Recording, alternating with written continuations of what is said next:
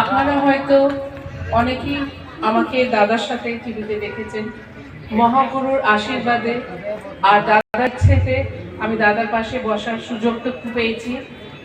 আর বেশি কিছু আমার বলার নেই, কেন কি রোজই আমি অনেক কিছু বলি, আগেও দাদার সাথে বলতেই থাকবো।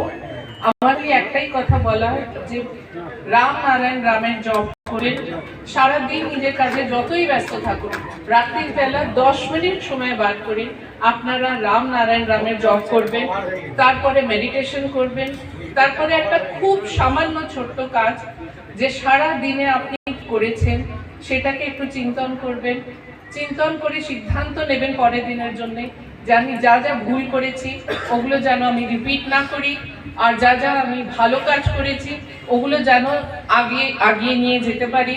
আর নিজের ভালো কাজের জন্য নিজেকেই আপনারা ভালোবাসবেন। নিজেকে যতদিন না আপনি ভালোবাসতে পারবেন, আপনি আর অপর কারুকেই ভালোবাসতে পারবেন না।